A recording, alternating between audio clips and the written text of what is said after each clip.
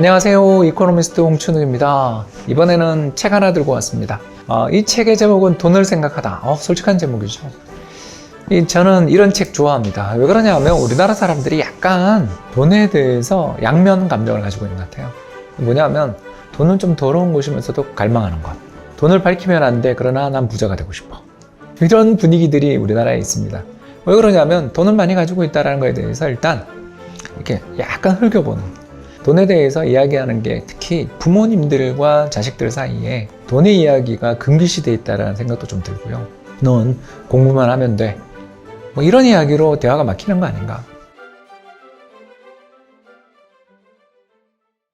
그런데 우리만 그런 게 아니라 이 책에 나와 있는 독일 이야기도 우리네 사는 거랑 비슷하더라고요. 어떤 꼬마가 친구가 자랑하는 걸 들었다는 거죠. 옆집에 친구가, 니키가 지난밤에 모차르트의 오페라 마술피리를 보고 왔대요. 아마 꼬마들이 가서 마술피리가 재밌진 않았을 텐데 부모님이 어려서부터 문화생활 시켜주려고 데려간 부모님의 그 마음은 이해할 수 있습니다. 근데 갑자기 아빠가 그럽니다. 됐어. 오페라 같은 건 부자들이나 보는 거야. 너 신경 꺼. 공부해. 부정적이죠, 그죠? 저는 이런 걸 볼 때마다 슬퍼요. 왜 그러냐면 이 사람들의 성공은 정말 지식만으로 이루어지는 게 아니라 아우라가 좀 필요하거든요. 특히 사회생활을 할 때. 그 아우라를 만들어주는 것, 또는 삶에 대한 태도, 삶에 대한 흐름, 관점, 이런 게 좀 필요한데 그 관점들은 뭐에서 나오냐면 다양한 체험과 존중받는다는 느낌에서 저는 나온다 생각해요. 그걸 아비투스라고 그러거든요. 아비투스란 세상을 사는 방식과 태도를 말한다 라는 거죠. 근데 이제 아비투스는 누구에게나 있는데 좋은 아비투스를 가지고 있으면 평탄한 길을 갖는 반면 부정적 아비투스, 안 좋은 아비투스를 가지면 어려워지는 거죠. 제가 그랬던 것 같아요. 저는 20대를 돌이켜보면 되게 부정적인 생각을 가지고 있는 사람이었습니다. 그러니까 일단 비판적이고요. 그리고 부자들을 혐오하고 증오하고요. 세상이 뒤집어졌으면 좋겠다라는 그런 생각으로 가득 차 있었어요. 그리고 그게 저에게 두고두고 많은 트라우마를 안겼습니다. 정신적 외상이라고 부르죠, 우리가. 정신적 외상이 별거 아니에요. 어떤 지나가다가 별거 아닌 일을 봤는데 갑자기 옛날의 기억이 소환되며 그날 밤 잠 잘 못 자면 그게 바로 트라우마입니다. 영화 택시 드라이버의 로버트 드니로가 전쟁에서 돌아왔음에도 불구하고 평화로운 뉴욕 시내를 살고 자기가 택시 운전을 하고 있음에도 불구하고 전쟁터에서 사는 것처럼 긴장해서 미치려고 그러는 그런 감정들을 느끼는 것들이 바로 트라우마인데요. 이 트라우마를 어려서부터 자꾸 쌓으면 그 이야기를 했을 때 아빠가 나에게 화를 냈어 라는 트라우마를 주면 그 아이가 잘 클 수 있을까? 더 나아가서 넉넉하고 여유 있으며 리더십을 가질 수가 있는가? 여기 아비투스라는 책의 한 대목을 잠깐 인용하자면 그 하이에나 무리를 연구를 했는데 하이에나 무리에도 왕자와 공주가 있대요. 힘이 있는 암컷과 수컷에 의해서 태어난 아이들이겠죠. 그 주변의 어른 하이에나나 또는 어린 하이에나들이 이 공주와 왕자를 굉장히 존중하고 따릅니다. 그리고 더 나가서 사냥이 시작됐을 때도 유리한 자리에서 손쉽게 사냥을 함으로써 점점 더 성공의 기억을 갖고요. 그리고 이러면서 점점 아비투스, 상류층의 아비투스, 성공의 아비투스, 아우라를 갖게 된다는 그런 이야기를 들으면서 우리는 자녀에게 뭔가를 해줄 수 있는 부모가 되는 게 더 낫지 부정적으로 그렇게 이야기할 필요가 있는가.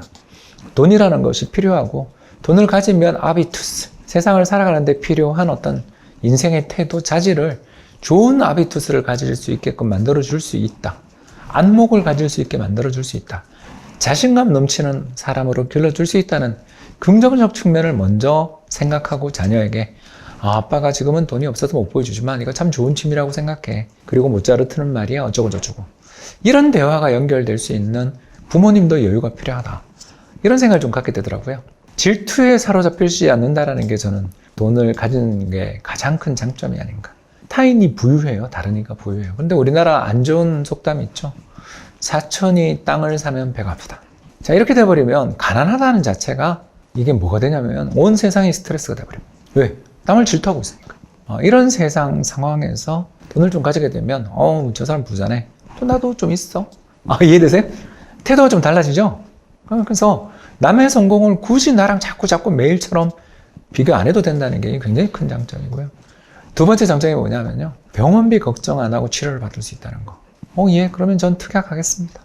저는요, 이거 비급여주면 좀 하겠습니다. 이거 편하게 이야기할 수 있다는 자체가 효도도 할 수 있고 나도 참 마음 편하고 아이들에게 저의 병구안을 부담시키지 않아서 좋고 마지막 세 번째가 뭘까요? 아까 했던 아비투스와 연결되죠? 내 아이들을 위해 부모로서의 책임을 다할 수 있다. 종잣돈을 아이의 미래를 위해서 좀 쏟아놓을 수도 있는 거고요. 다양한 경험을 할 수 있도록 휴가를 보낼 수도 있고 교육비가 좀 비싼 학교에 보내줄 수도 있는 거죠. 그런 여유를 가질 수 있다는 것입니다. 좀 마음이 덜 아프고 우리가 인생에서 가장 걱정이 뭐냐면 노후 빈곤, 노후 병입니다. 그거에 대해서 늘 걱정하잖아요. 미래의 불확실성 중에 가장 무서운 게 병입니다. 그거에 대해서 대비가 가능하다는 거. 그리고 나의 아이, 자신감 넘치는 괜찮은 하비투스를 가지고 있는 사람으로 길러낼 수 있는 조건을, 물론 그런 사람이 되느냐 마냐는 아기한테 달렸죠. 근데 부모가 그 환경을 만들어줄 수도 있지 않냐라는 그런 이야기를 해보는 걸 보면 결국 저는 돈을 멀리하고 돈은 나쁜 거야 라는 식의 세계관, 그런 가치관들을 가지고 있어서는 현대사회에서 낙오자가 될 수 있다는 걸 쿨하게 인정하고 이런 자세를 일러준다는 점에서 이 책은 상당히 저는 마음에 드는 책이었습니다.